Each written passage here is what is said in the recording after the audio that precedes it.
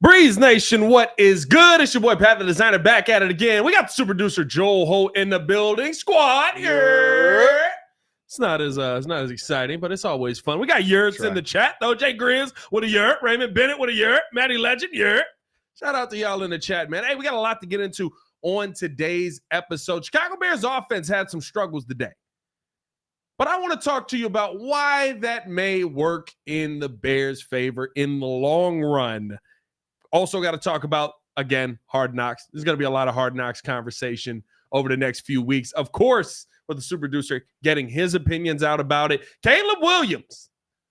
Will he play against Buffalo? Should he play against Buffalo? We'll talk about that. And why Gervon Dexter is the 3-technique answer. All that and more on today's episode of the Windy City Breeze Sports Talk Daily. Hit that like button, subscribe to the page, leave that 5-star review. Y'all know what to do. Shout out to the chat in the building, man. A lot of yurts in here now. Kyler, Noah, Baki in the building, Jacob Onadon, Brandon Moss in the building. The Bears 85 said the old Bulls intro done up for Caleb as Bears pure gold. It's going to be interesting. It's going to be interesting to see V-Dog in the building as well. Let's start it off here, man. Listen, the offense has struggled. I mean, listen, I left today literally going, this ain't good. This team offensively is not able to move the football in the slightest. We're not able to get the ball up the field. We have no answers for anything right now offensively. And I was very concerned. And then I did the Chicago Bears podcast today with J Mac, and he said something that I thought was very key, that most people who probably didn't play the game, including myself, wouldn't look at it this way. And why I think that this may be a good thing for the Bears in the long run, based on how J-Mac said this. Now, not to say that you don't want your team to be able to go out there and have success, but the flaws in the plays that are currently there, or I should say the flaws in the team that are currently there, will show when you call a play. And on a day like today, you get linebackers running scot-free towards Caleb Williams. You get DeMarcus Walker flying through, dominating, right? You get, I mean, listen, here, I'll say this. I knew it was bad when I saw Dominique Robinson consistently in the background. Yeah, you know that's a problem. Yeah, I mean, in the backfield. I was like, oh boy, we got some problems going on there, boys. But how J-Mac explained it, I thought was very good, because he said, without going through those struggles, you don't have those teaching moments. You don't have those learning moments. You're not able to figure out where the deficiencies are in the play that you're calling. And right now, Shane Waldron is calling plays with an offensive line that right now is just in shambles. We saw Darnell Wright leave practice, I believe, after the first 11-on-11 period today. So his practice ended up getting cut short. Don't know if that's going to be a long-term thing. We've seen Nate Davis miss a ton of time. Tevin Jenkins has now missed time at practice. Braxton Jones has finally been able to get back out there. You got no answers at your center position right now. Your offensive line is in shambles. But having Shane Waldron have to figure this out now may benefit the Bears by the time the season gets here, because he's going to have to figure out, okay, how do I call this? How do I scheme this? How do I draw this up based on the struggling personnel that I have right now on the offensive line? And for that reason, I think the Bears may be in a position where, yeah, there's going to be some struggles early. Plus, new quarterback, new offense, a lot of things happening there.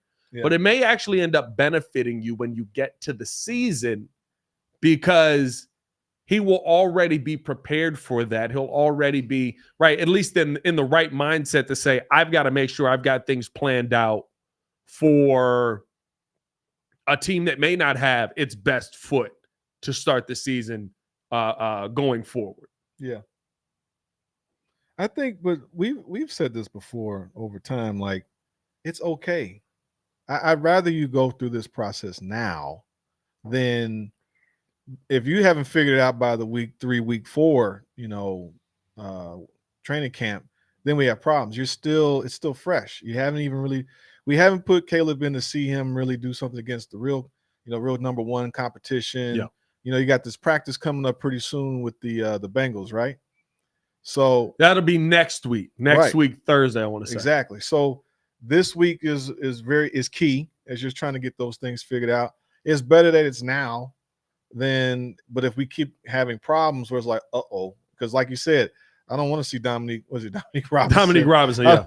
I don't want to see any of those guys back there, but a lot of times that's just mishaps, miscues that they're working those kinks out. So to your point, I've said this before, it's good. I mean, in a sense, as long as you're stringing some good plays together. But if it's all bad all the time, then it's like, okay, then we have some problems. But well, and that's the tough part is that's how it feels right now. It is like yesterday, no pads on, but like I was talking, I was in the seats in the media stands today with Josh Schrock, and we were just sitting next to each other, and we were talking about, when is the offense going to feel like they've dominated a day when there's pads on and there's actually guys out there to go out there and dominate with. And it feels like it's been a while since we've seen that. I know we talked about him playing well last week at moments, but it feels like a legitimate, like pure win, like dominant win. And when is that going to happen? Yeah. And it's just hard to see that happening anytime soon until Shane Waldron kind of figures out how to scheme this team, I think, with an offensive line that you're not going to have 3-4 seconds to go out there and block for the quarterback. And again, I've said this, it's been my biggest issue with the team. You're trying to run back the same movie that we already know ends poorly. Yeah. You're trying to rewatch the last episode of The Sopranos and hope something different happens. Yeah.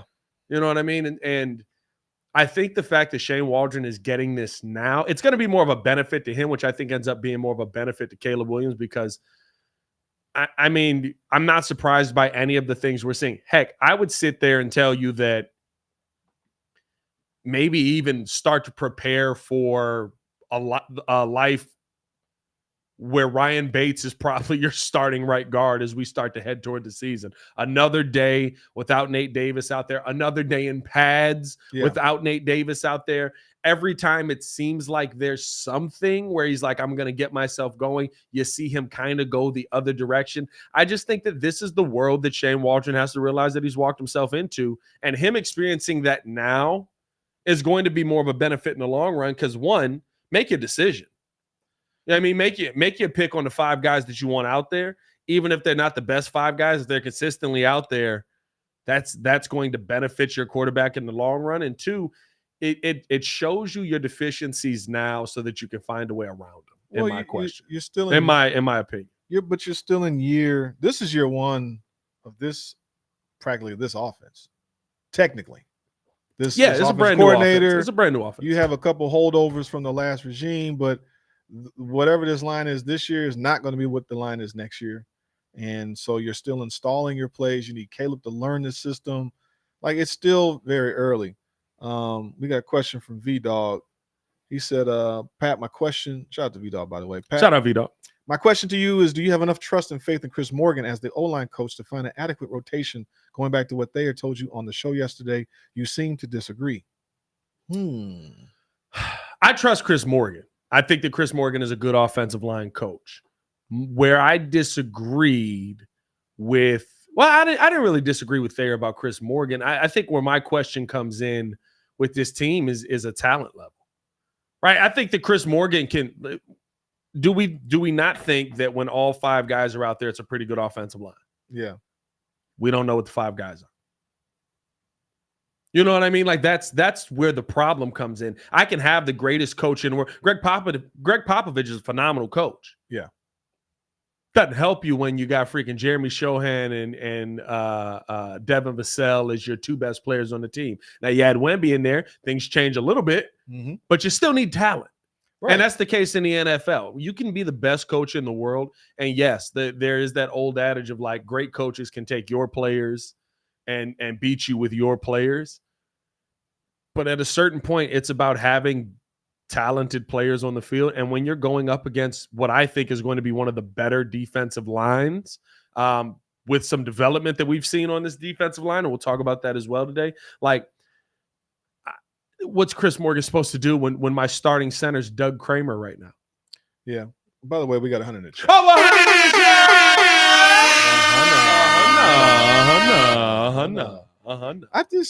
It's years like last year, the last 2 years, right? The defense, there was holes in the defense. It's like year 1, we get Brisker and Kyler Gordon, not Murray. And so and so, you're Could have been Murray. starting to get building blocks, and then the next year you add some more pieces. And unfortunately, with the offensive line, there's some things that they've done which were good. I mean, with Wright, Jenkins, we still have health concerns. Yeah. This team is not 100% yet. So this year, to me, what I'd like to see is that they give Caleb enough time to just get the ball out. With all the weapons that they put around him, it should allow him to do something. I mean, if you got the running backs are going to pick up some blocks here and there. You got A lot of Roshan Johnson. You got a lot of dump offs. You got a lot of little swing plays. You got a lot of little halfback draws. Yeah. Like, you're going to have to do some things like that to get real creative. You got 2 tight ends. So max protect, and then you can maybe chip and then, slide out or something like that with an out route. Like, that's what we're going to end up doing, is that outside of that. So it's part of this. We'll see what happens. And by the way, I mean, you're also going up against a pretty good defense too. And that's one of the things, and I asked J-Mac that too, because and that's the reason I even thought of this topic and why it can benefit Shane Waldron.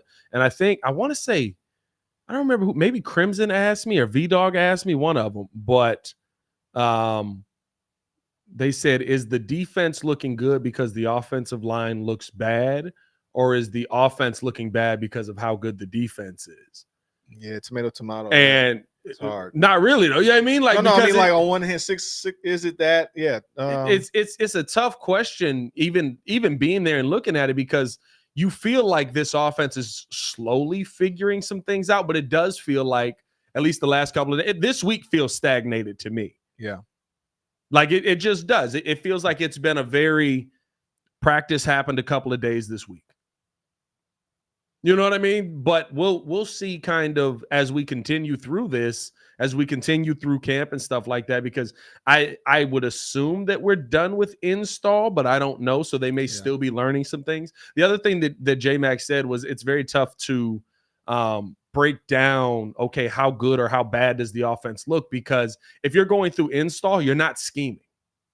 Yeah. So it's not like Shane Waldron's out there scheming for the defense, for a 4-3 defense that the Bears have. He's not scheming specific things up right now. He's literally just trying to teach the offense. So it's kind of like, and Shane Waldron said it today in his press conference, and I know it sounded like a nothing burger, but hearing J-Mac's explanation of it and what he said, a nothing burger is basically you give nothing, you say something interesting in between, and then you give nothing again. If you were wondering what a nothing burger was. I was going to say word salad. But no, word salad is just a bunch of words nothing goes together. He gave us something. What I'll say what I'll say to his point though was that, he said Caleb Williams is dropping back and throwing it to the spots where you want to see it thrown to. Yeah. Whether the pass is completed or not is it's not as big of a concern to them right now, because they want to make sure Caleb Williams knows where he's supposed to go with the football right now. Yeah. So there is that aspect that you have to, I guess, kind of pump the brakes on as well. The only thing I'm not pumping the brakes on is the offensive line, because that offensive line has been here for 2 years for the most part. We got some posts in the Crimson's over there. What polls? And my thing is, look, you already know. You already know what I want to do. What did Crimson say? No, he's like, how the fuck are we in this position? That? How's a former offensive lineman turned GM not fixed the darn old line yet? I'm like, because Crimson in the chair. Polls. The Shy's like, why nobody blaming polls for the O-line problems?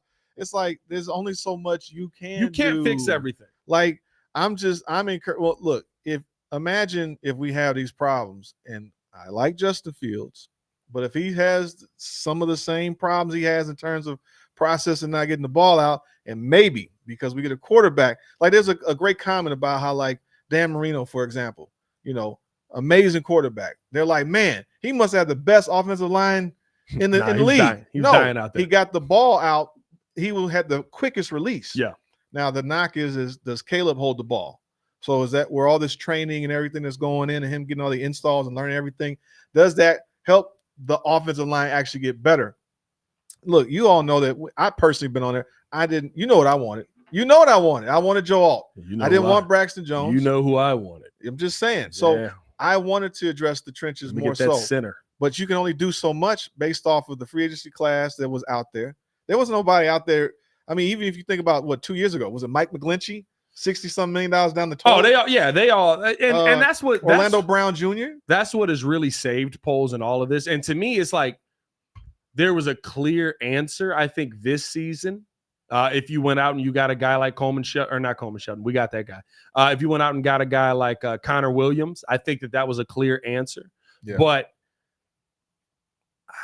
50% C-Rod, and it looks like we might get our 4th round You're pick. Not lying. Yeah. We're going to get a 4th round pick. For the listeners, C-Rod asked, what percentage does Justin Fields need to play in order for our draft pick to change? Yeah, 51%, I think it is. 51 or 50? No, 50% of the snap. I thought it was 50%. It's something like it's just over or just it's either 49 or 51, one of them. We're getting a 4th round pick. Hey, I'm not going to lie to you. Hey, listen.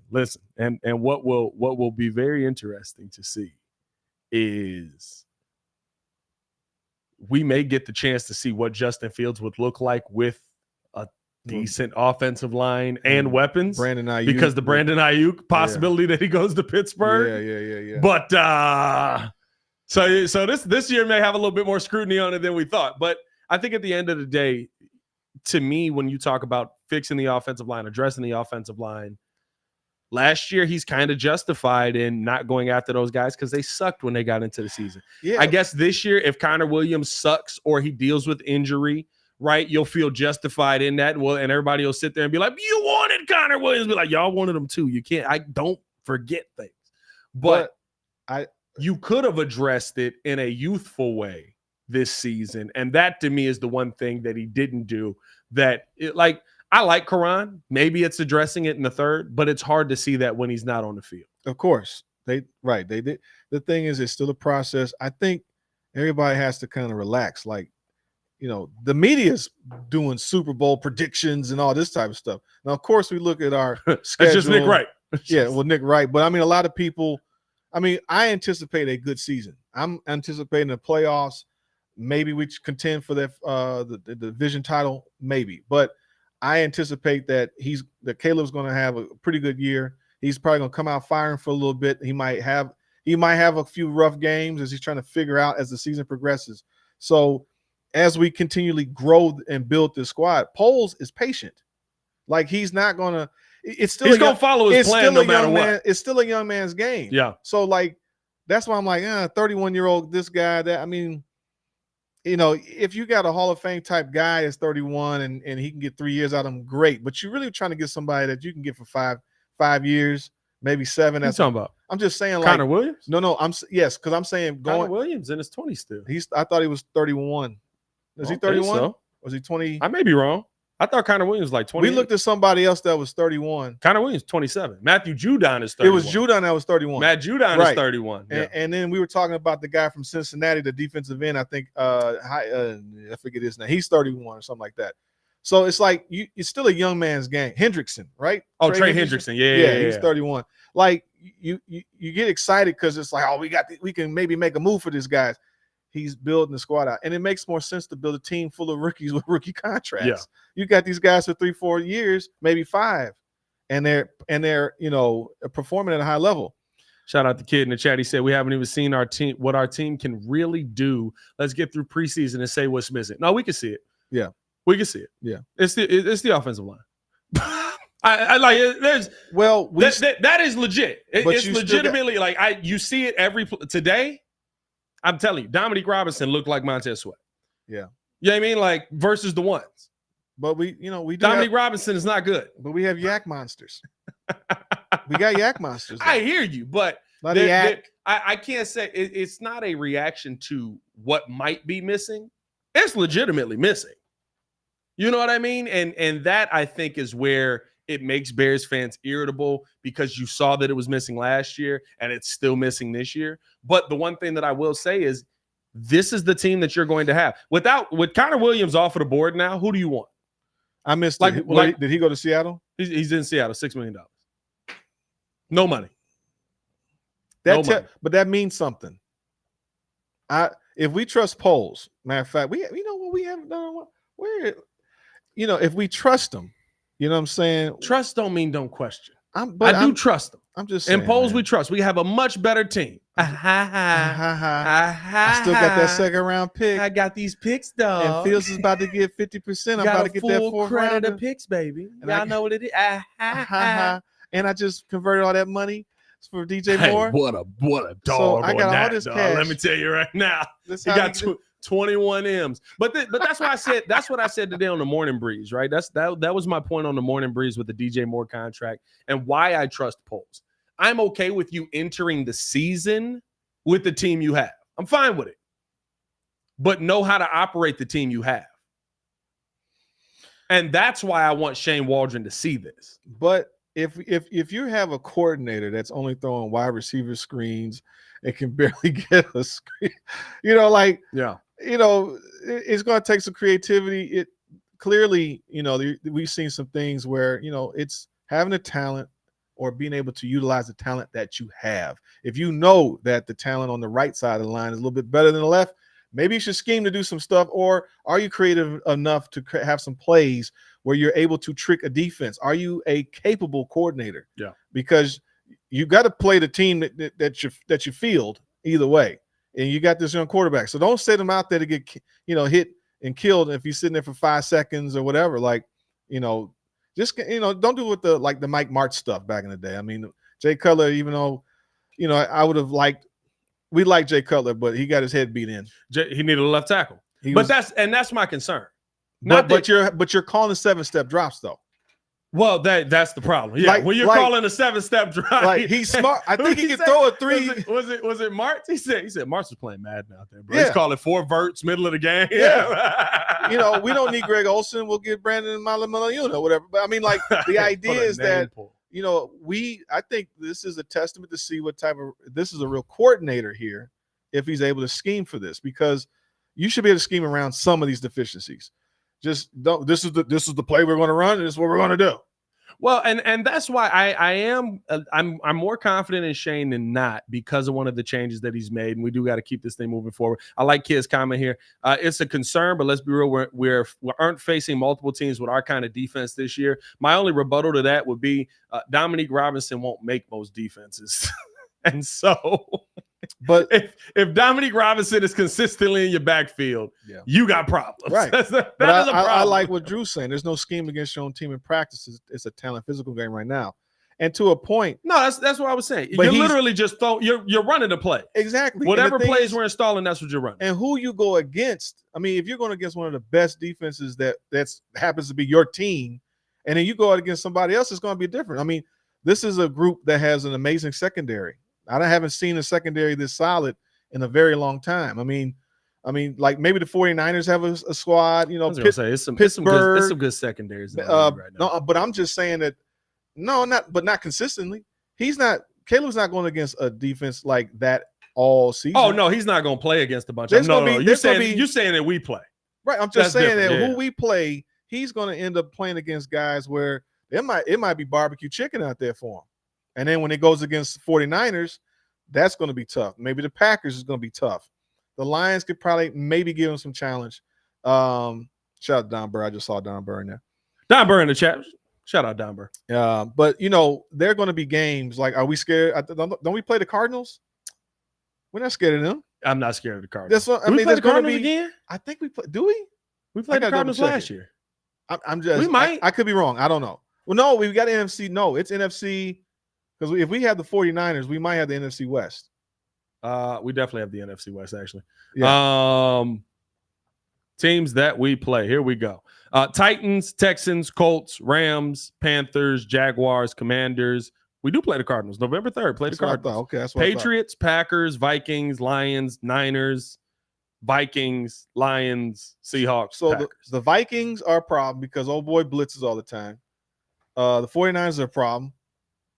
Packers is a mental hurdle. Oh, there's some problems out there. But it's not as many. Like, well, here's the thing. You're hoping what you had last season. Right? It's not like Tevin Jenkins not going to play this year. Right. It's not like Nate Davis is not going to play this year.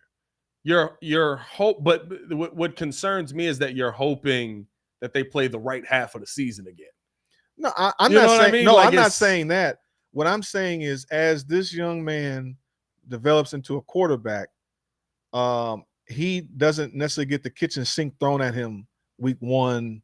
You know, he's got a few weeks to figure it out. Now, he's also practicing against a very good defense in his own backyard. Yeah. So even though we have offensive line struggles, he's also a mobile quarterback. He's not a statue. Right. He's not necessarily going to run vertical. He's going to run horizontal. It'll be easier. Well, I don't know about easier, but it'll be. He might be able to extend plays. It'll make more sense when you go up against the Titans. If take Justin Fields' escapability, right, but at least a little bit better decision making behind the line of scrimmage. Yeah. That's your hope. That's not a bad thing. No. And so that could make the offensive line look good too. So there's going to be he's going to do some stuff off script. That's why they got him. He can do a little bit of the Mahomes-ish type of stuff or the Aaron Rodgers type of stuff. Put some respect on Shane. I'm excited. I'm not disrespecting Shane's resume. What are you talking about? I think the one thing about Shane, and then we got to move on here. I think the one thing about Shane that I actually I'm give not credit to, disrespecting him. I say he should be that guy. I think the one thing about Shane that I actually have to give credit to is Shane is already trying to figure out how he can actually utilize Velus Jones, and that's already it shows that he's willing to change. Yeah, it shows that he's willing to try different things. Well, Velus might be odd man out. I ain't gonna lie to you. Velus ain't even returning kickoffs today. I mean, DeAndre Carter and Khalil Herbert were back there. That just to me means that they want to keep Khalil. Otherwise, I would be trying to trade Khalil. But what are you trying to do with Velus here?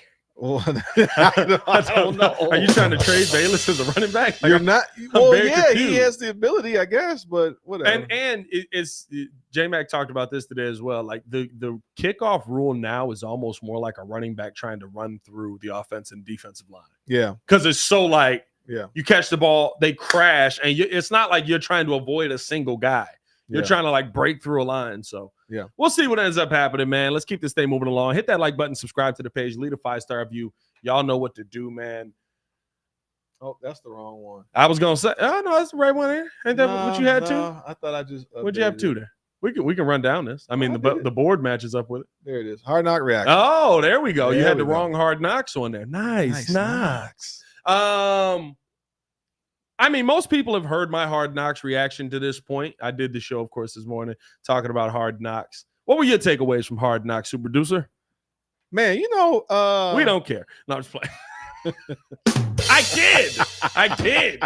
You're fine. No, it was from a Chicago fan, Bears standpoint, all that type of stuff. It was nice to see some behind the scenes stuff. You see like Eberflus's family. I'm like, I don't even remember anybody ever see his wife before? I don't ever remember. I have, but I'm up there. So You're also up there. But I think that I'm not gonna lie, I got a little bit of the chills when I kept hearing like they were setting up like the Chicago Bears have never had a 4,000-yard quarterback, and then all you hear is I'm like, y'all doing this? Y'all doing this already? Like the man ain't even throwing a pass yet, and we're gonna have them. So, and then they have my man come in there, and now I was like, dude, it just brought back some nostalgia feeling right there. So let me ask you this, because I asked this question this morning. I didn't really ask this question. It's my opinion of it. It's my statement, but I'll ask you the question. Yeah. Is that the Bears, okaying that, you know what it's going to do? You know what it's going to do to the city of Chicago. With the original dude doing it, you know what it's going to do. Yeah. Is that the Bears doubling down on the expectations with Caleb Williams? And is that a little too aggressive? I feel like it's like the Bears going no. Hey, listen, we understand we understand the expectations. Let's take it here, though. I don't think it's that. I think that we might have that guy. There's a reason. Like, it's good for the NFL to have quarterbacks in the league. If we have another guy, we don't want just Mahomes and then Aaron Rodgers is out the door. Tom Brady's gone. They need NFL quarterbacks to succeed. So Hard Knocks also needs somebody that's going to win on it. Yes, but Nick Saban's not coming in here just to hang out like that. Well, that's Flus's coach in Toledo, 30 years ago. Still his coach. No. Okay. I'm just saying. Like he didn't coach him. I'm just saying that in a sense. Hey, Flus put a nice rap tackle in there. Did you see that video? Yeah, too? he was hey, tough. Flus got the ankles and didn't let go. Shout out Flus out there. So he had a little aggressive. He had a little dog. You know what? Oh, he got some dog in him. A little dog in him. No, but overall, I mean, it was good. I mean, I thought it was a lot of Caleb, and I was wondering who else were they going to highlight. Okay. So at first, when they did the whole the rookie show, and then they came back and then did the other guy. I thought we were going to see more. I actually felt bad for Rome. Rome is almost an afterthought. It's a lot of show though. It's a lot of episodes. But you're gonna get a Rome episode. They had also drafted, but they had to get the Olympic stuff in there as well. I wasn't tripping on that. Yeah, it was a lot, and it was dope that they were able to get the Hall of Fame game stuff in there too. And it was a lot of also like. You got to think that was 4 weeks of video. Yeah, basically. Yeah, everything that was in there was like 4 weeks of video. Yeah, so. It was overall I loved it. I loved it, but man, listen, I'm telling you, that to me, because it's the fact that they only did it for Caleb. They didn't do the Jordan music for the team. Of course. They didn't do but that's so specific. That music is famous for one reason. It's famous for one name. Yeah. And I said it this morning. I'm fine with you not ducking smoke. Yeah. But you better have a strong chin. But you gotta understand. I'm fine with you not ducking that right, but when that right connect, you better have a strong chin and throw something back. But the quarterback position is the premier position in the NFL. I get that. And heavy is the head that wears that crown. But everybody, that seat is always hot. Doesn't matter. So if he's ready for it, number one. But that's the thing. It's always hot. Yes. Here's what I said this morning. Let me ask you this. If last year, Hard Knocks, I think the Panthers were on it, right? Yeah. Because they had Bryce Young. I think the Panthers had a portion of it. Maybe I might be wrong. Lion? No, I can't remember. Lions had it 2 years ago. Okay. If Bryce Young runs out to that music, how big of a magnifying glass are you putting him under? You're saying if we had Bryce Young No, I'm saying where he's at on a different team, or just take a number 1 overall pick. If they run out the Jordan's music and stop saying it's the Bulls music. No, it's not. Yes, it is. It's Michael's music. Why is the music famous? Why is it? Don't do this. Well, don't do this. They still played it when Scotty was there. They still play it to this day. Yeah. Whose music is it? I mean, it's Mike. It's Michael's music. Let's stop. Because of winning. Let's stop. Exactly. Because of winning. If another quarterback in another city ran out to that music, how big of a microscope would he be under from Chicago fans? I mean, yeah. But the point is so now take into account in the city that Jordan built, that young man ran out to that music. Well, they didn't run out to it. They introduced it. Well, no, they had a video of him literally running out. Well, but they edited it for that purpose. They also had John Legend, Ordinary People. I get it.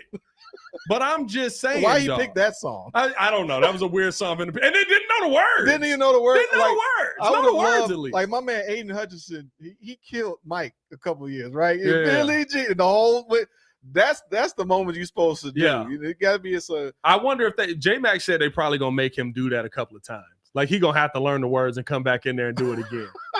But to me, I feel like that was the Bears basically saying, we understand the pressure, we understand the scrutiny. Now I double down on that scrutiny. I'm pushing all the chips in, and let me tell you why we got the best guy out here. Like, that's not, hey, be the best quarterback Chicago you know seen. What? Stand on it. That's be the best quarterback in the NFL. On it. Why not? What we want to be the bullies on the block. It's what do they say? Pulse, it is our time. Pulse is confident. First off, hold on. Dark minds in here. We got 200 in the chat. Over 200 in the chat. 200. So I got to address the slander here. Pat said Wayne Gretzky is greater than Michael Jordan. The name of the show should be called Worst Take. Don't be dumb. That's the end of it. Don't be dumb. You take half of Wayne Gretzky's career away, and he's the greatest athlete the NHL has ever seen. If you literally take away all the goals Wayne Gretzky scored, he's still the leading point getter in NHL history. There's not even a comparison. I love MJ. MJ's the greatest NBA player of all time. But MJ ain't the leading scorer. He's not the leading assist getter. He's not the leading rebounder. He's not the leading he don't lead in blocks. He don't lead in steals. Is he up there? Yeah. But you know what Wayne Gretzky is?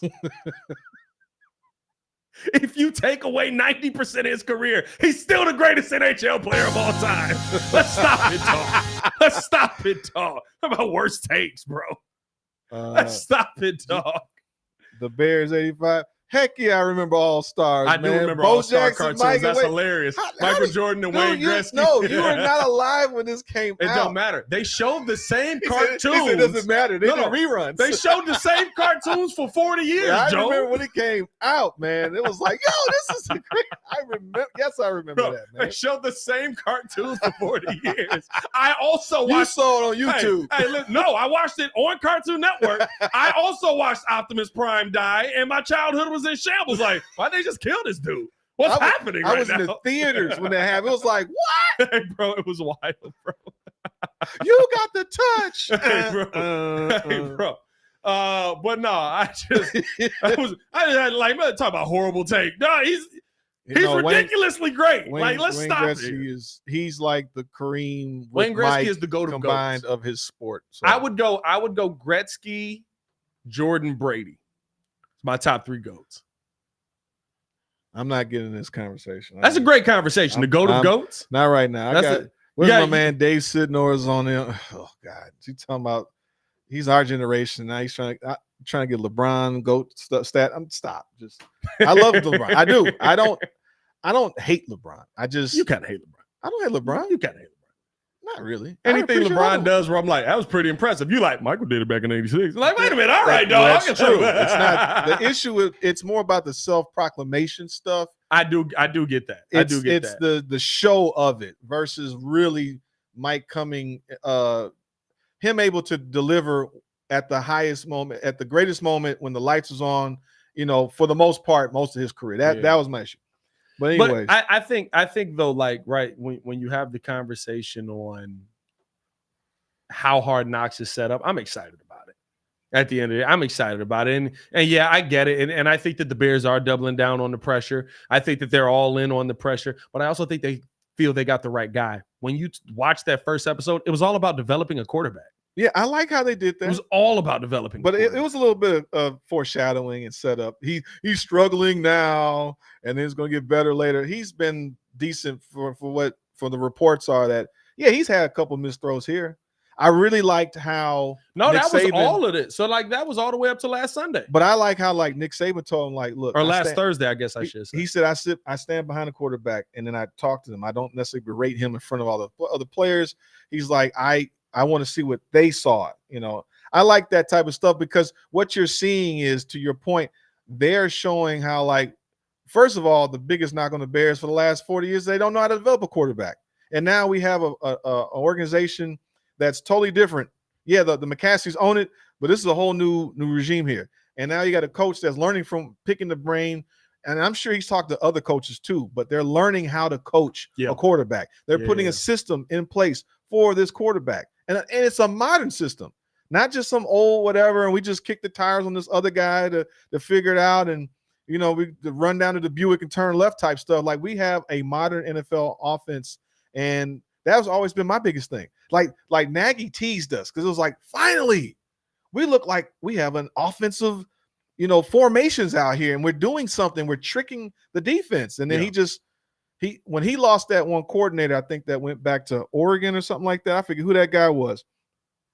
And maybe it was because the O-line coach that was it was an offensive coordinator. But the issue was, like, I think it turned into the ego thing. I'm calling the plays. It's me. And it's like, guess what? And you out the door because it was all on you. Yeah. So to see. Oh, that's right. I remember. Nah, he wasn't good though.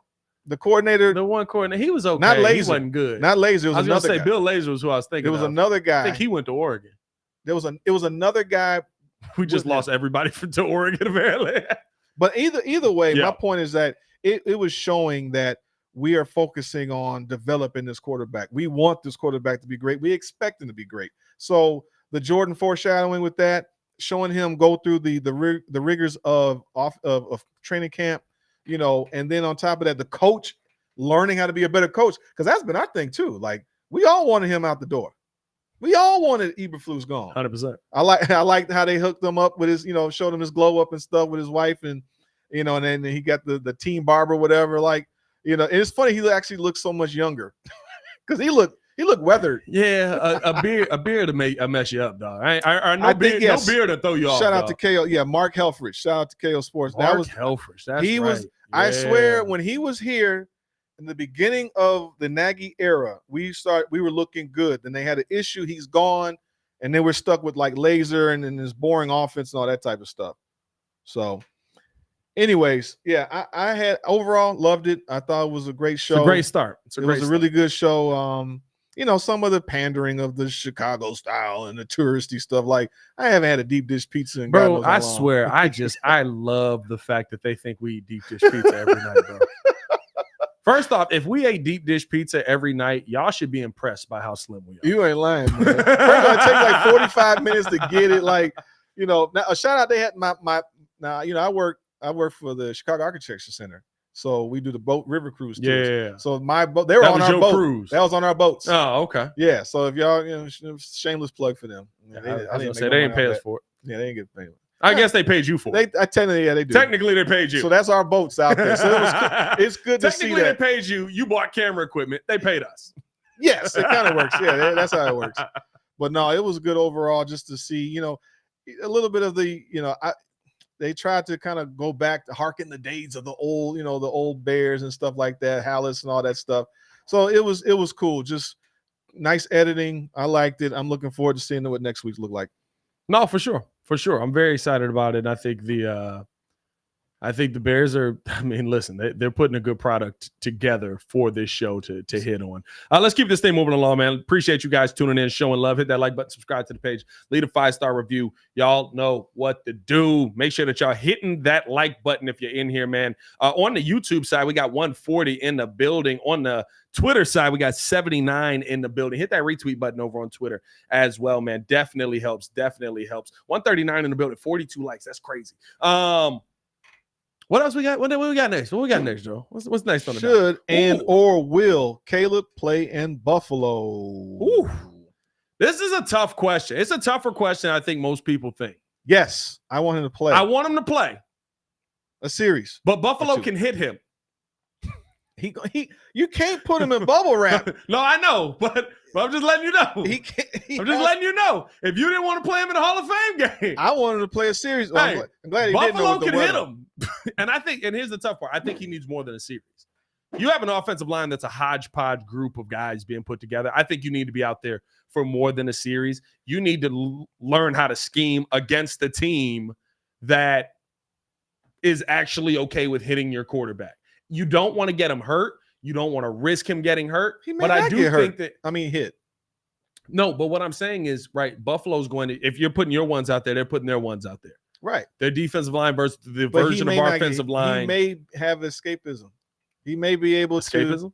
Yeah, escapism. Is that a word? Yeah, it's a James Brown song. I was going to say, I feel like you need to make a graphic for yourself there. Escape. It is definitely a song by Shake and Ray. I don't even know what that is. It's a song by James Brown. That's for sure. Escapism. I see lyrics. Oh, I do see a definition. Hold on. That is a word. You are safe. You are safe. I didn't. Yeah. The tendency to seek distraction and relief from unpleasant realities, especially by seeking entertainment or engaging in fantasy. Oh, this show. Thank you. So you learned something. No, but I think here's my thing. I want Caleb Williams to play. I don't know if Caleb Williams will play. I think that he should play because I think that this offensive line may be the best that you're going to get at points in the season. It doesn't mean that every game in the season is going to happen. It doesn't mean in Tennessee it's going to happen. But your lineup at some point this season may be Coleman Shelton, Ryan Bates, it's who we thought it was going to be the whole time. Matt Pryor, Braxton Jones, and Darnell Wright.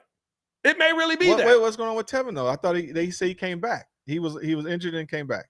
Tevin, he finished out the game. He's limited. Right. Tevin's limited. But if he had to play, he probably would play. Probably not in preseason though. Yeah, maybe not. They probably wouldn't risk him in preseason. Yeah. Nate Davis he's been, he's a part of a bike club now. That's the only time I see him is when he's on the bikes. You know what I mean?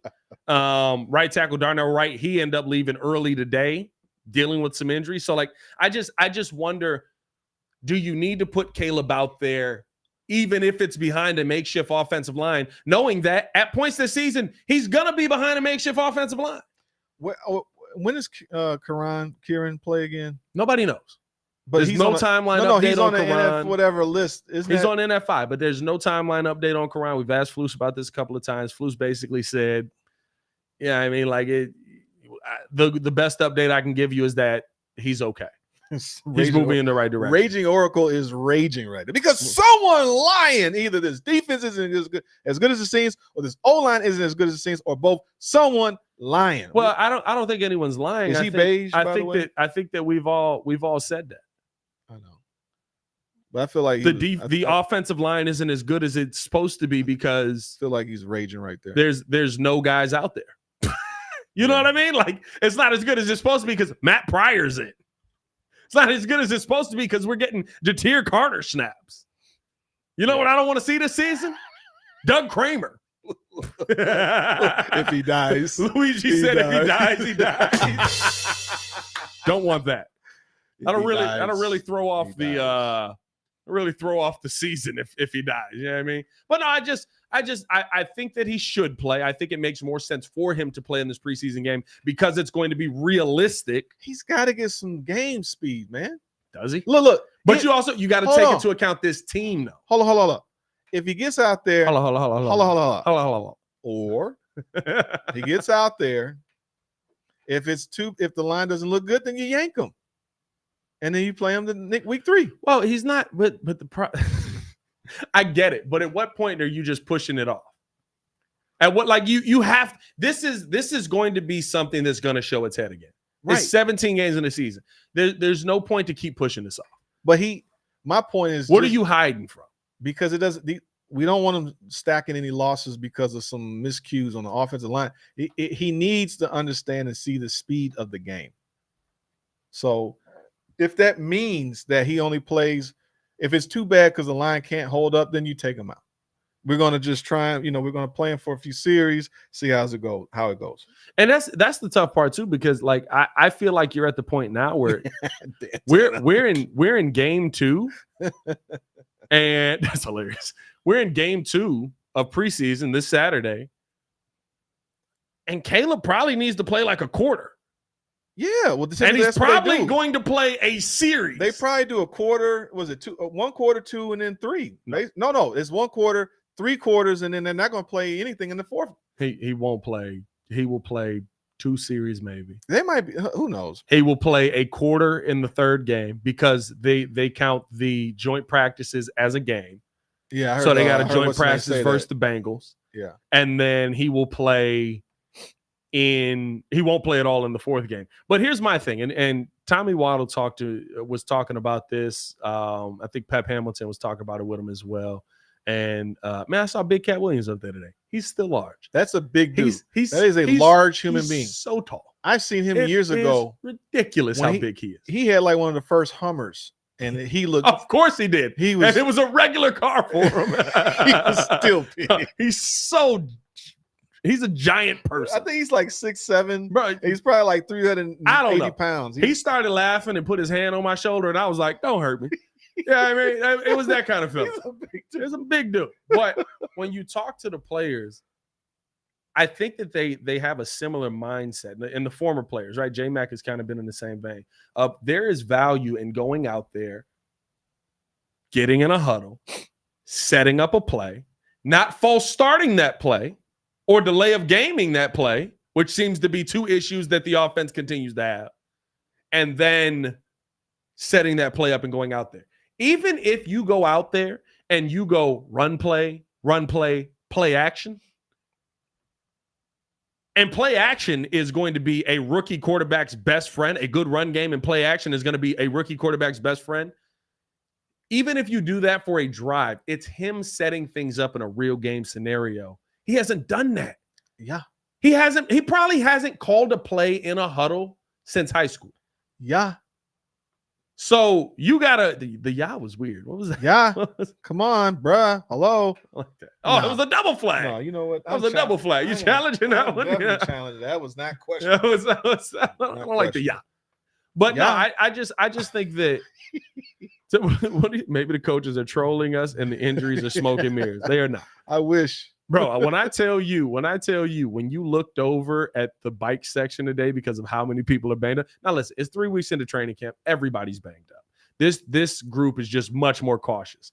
Yeah. But when you look over the bike section, it's like a freaking aerobics class over there, dog. I mean, there's somebody like on the stair stepper, bro. It's freaking. It's like Kyler Gordon's on the one where like it's a climber, so he's doing it. Just, She's like, what the heck is happening over there, bro? Like, it is sad to see when you're like, I'd like to have my starting team out here, but I just feel like there's value in him just going out there and setting things up at an NFL level because he hasn't done that. You got to play. And it can't happen week one. Week one can't be the time that you do that. The worst thing I haven't killed Flus this whole time, have I? I've been very Flus positive. Been very fair. I've been very Flus positive. Yes. If Caleb Williams does not play in more than a quarter in this, or it does not play at least, give me a half a quarter. They don't need the whole quarter. Give me 2-3 drives. If he plays solid 3 drives and he plays a half in the Bengals game, I'll be fine. Okay, he's got some time to see it and figure it out. I don't want him to get hurt. Plus, he had the preseason. He had the joint camp. The joint practice is that a preseason game too? No, the joint practice is the joint practice, and then there's a preseason game. No, I know. I'm saying yes, we play the Bengals after that, and then we do play them in actual practice. Okay. So like those things to me, like I'm fine with that. Show me that. If he plays like a drive and then we hear, well, we thought he got some good work in the joint practice, so we're not going to play him in the Bengals game. He is going to feel my wrath. If one of you makes some silly decision, wait, you are going to feel my wrath. Now, is Caleb playing in week 3? No. I'm just saying, bro. You gonna go to Old Shag Hennessy? You go to Kevon Warren's office right now. All right, no, I can't do it, bro. Like you gotta let these guys be football players at a certain point. And I feel like that's not what we're getting. Yeah, I mean, no, Raging, or I'm not. I was asking if they're also playing them. I forgot that they're playing them in preseason on top of which makes sense that they're going to practice. Yeah. Then they're going to play them in the actual preseason. Raging said joint practice is not game time. I agree with you, but DeMarcus Walker also said today on Carmen and Yurko, those are basically a game. He said the intensity is so high. They always get in fights. They just got fined $200,000 for the Giants and. Somebody was it Colts and Giants? Yeah, Giants and was it the Colts? No, Giants. Somebody $200,000. $200,000 at both teams. Was it the Lions? Wasn't it the Giants? Maybe it was the Lions. Giants and Lions, right? Yeah. But no, I want to see him get the reps, man. I want to see him getting game shape. Don't give me the jokes of what we saw last season. Learn from your mistakes. Yeah, please. Yeah, you've learned from so many. Learn from your mistakes. Let's get into this last one, man. Appreciate you guys for tuning in, showing love. If you haven't done so on the YouTube side, hit that like button, subscribe to the page, hit the actual thumbs up. That thumbs up there. I know what I realized? I was like, man, people really not hitting the like button no more. And I realized there's like a like button on the screen. So it's like Instagram now. If people are live and you can send like the likes up, that mess is weird. But I think that just make sure you're hitting the thumbs up. That's the point. That button right there. That's the point. Gervon Dexter. I got a chance to interview him today. Big flex. I got a chance to talk with him today. And I've had a chance to watch him at every training camp practice this year. And I know it's training camp. I want to see it in a real game as well. But to me, when you see consistency, you have to believe in that consistency. We talk about Montez Sweat being the best player out there because he's consistent with everything he does. We talk about Keenan Allen being one of the best wide receivers, DJ Moore being the best wide receiver probably out there right now because he's consistent in everything he does. Gervon Dexter's the 3 technique that we've been looking for. Gervon Dexter is consistent in everything he does. He's beginning to stack those plays. He's always got his hands up. My favorite thing about him is there's nothing you can see from a defensive lineman in a non-padded day. They're just not good days for them. They all DeMarcus Walker said it today that people hate him and all, or that people hate him, that he hates the non-padded practices because he can't really do anything in those. Yeah. Dog, when I tell you, what happened to my hallelujah music? No pads. It doesn't matter. And if he's got no pads on, he's tipping 2-3 balls that day. If he's got pads on, he's consistently finding his way into the backfield. Yeah. Now, I know that the concern is, well, what if the offensive line isn't good? Is it the offensive line's problem?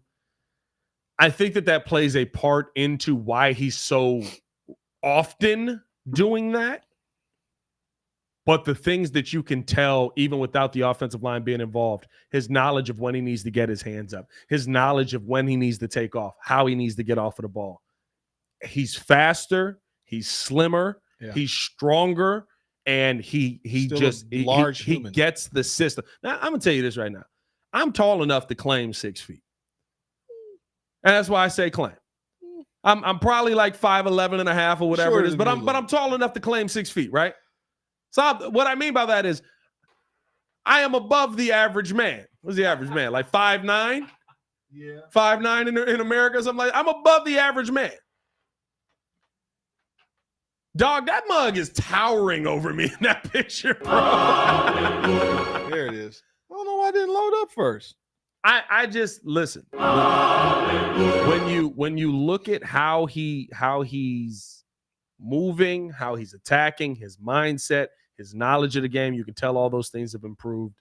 And he looks dominant on every play and consistent about it. But this is the Forrest Buckner 2.0 then. Like he developed and that's one of the players he said that he watched trying to figure out, okay, who are the guys he said when I started playing football in high school, which is nuts. He said I Googled 6'6" defensive linemen. Right. And Chris Jones and DeForest Buckner popped up. He's like, and I model my game after them. Yep.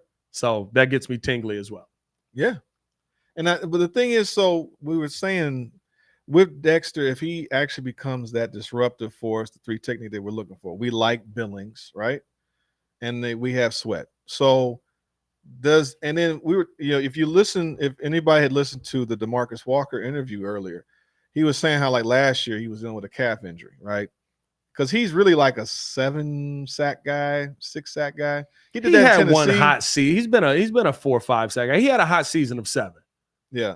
I just think that's probably why they haven't pulled the plug on going for Yannick. They're not, because if they want to see what Booker does, they figure they probably got a rotation with Walker, Booker, and maybe some other guys. But I think that that's probably why we haven't seen a move being made yet. But we there's still time though. I mean, that 2nd round pick is still out there, and maybe Poles, stands pat and just waits till the following offseason to do something in the draft, and he wants to roll this year and see about the development of his guys. But outside of his receivers, barring with Rome, hopefully Rome is who Rome is. They've done a decent job in terms of just their scouting with most of their players. Steve-O says, so we just gonna pass by Tingley? I know I get tingly. What's the problem? I get tingly all the time. Man out here make you tingly, dog? Who made me tingly? What? I think it was Gervon. Or no, did I say was it Hard Knocks? Hey, if Hard Knocks made you tingly, watch yourself now. Hey, you relax. Wait, who got tingly? Pat? I don't remember saying I was tingly. I don't like where this conversation is going. I think here's my thing with all of it though, right? If Dex can be the player that he's continuing to show, DeMarcus Walker will be fine. He's not going to be great. Well, he's not going to be a 15 sack guy. He's I mean, like, I guess he could be, but like I would be very, very surprised. But it's a rotational. If he's a 15 sack guy. But the idea would be, of course, we would all want 2 dominant defensive ends on both sides. But if you can get a rotation where his 4, if he does get 7 sacks, that's a great season, because if Booker can get you 3 as a rookie. Now, I mean, maybe he comes on strong later on in the season, and then who's the other one? You got what is Dominique? Not Dominique Robinson. Talk about Austin. Or you talk about who? No, Dominique Robinson. Dominique Robinson can't play. Well, he's worth what? 2 sacks? No.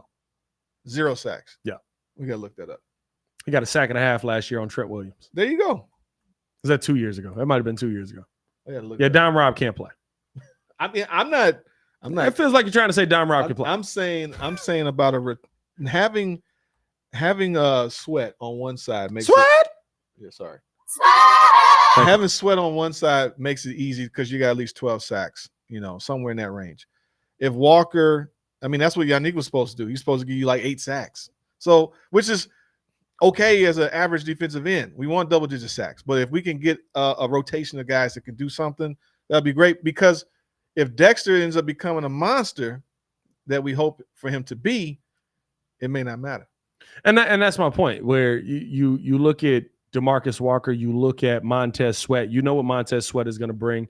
DeMarcus Walker is at least solid against the pass and the run. It's not going to be crazy, right? But I think that guy's game is elevated by the pressure that he's able to create, that Gervon Dexter is able to create. And it's not going to be a ton of double teams coming Gervon Dexter's way, because you can't not double team Montez Sweat.